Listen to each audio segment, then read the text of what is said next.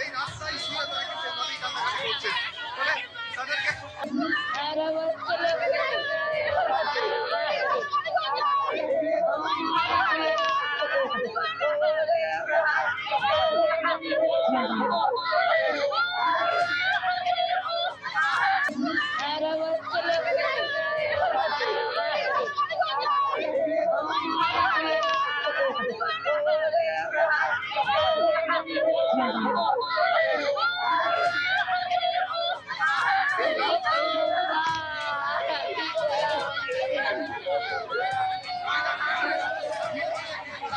এই রাস্তায় শুয়ে তারা কিন্তু এভাবেই কান্নাকাটি করছেন। ফলে তাদেরকে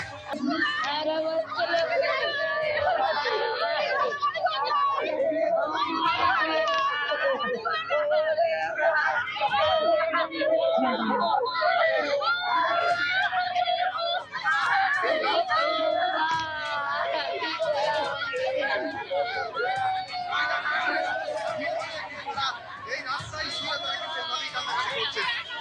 ফলে তাদেরকে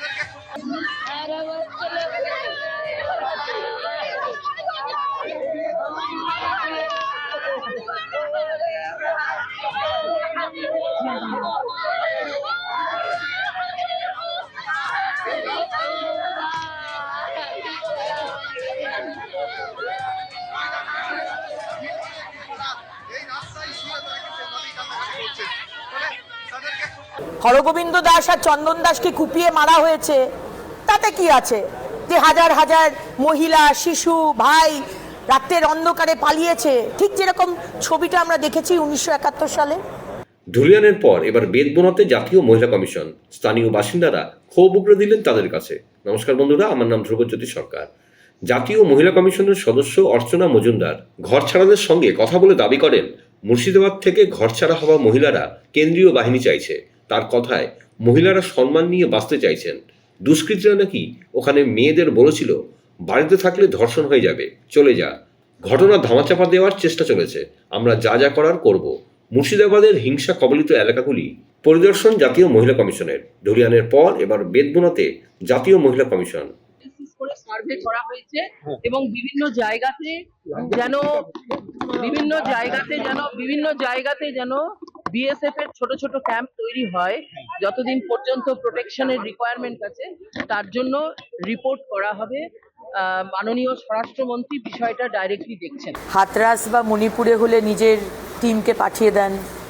আমরা দেখেছি মণিপুরের এয়ারপোর্টে গিয়ে দাপাদাপি করা, হাতরাসে গিয়ে দাপাদাপি করা।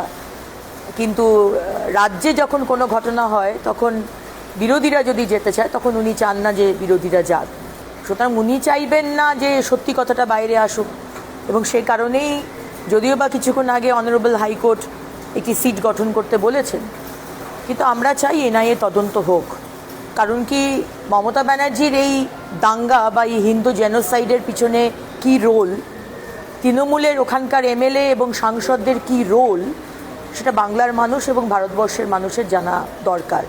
উনি চান হিন্দু শূন্য পশ্চিমবঙ্গকে এখন উনি ইসলামিক মৌলবাদী শক্তির হাতে তুলে দিতে চান। মমতা ব্যানার্জি আমাদের বিধানসভার ফ্লোরে দাঁড়িয়ে আমি ভারত বিরোধী এসব ডায়লগ মারলেই আপনি যে ভারত বিরোধী নন সেটা প্রমাণ হয়ে যায় না।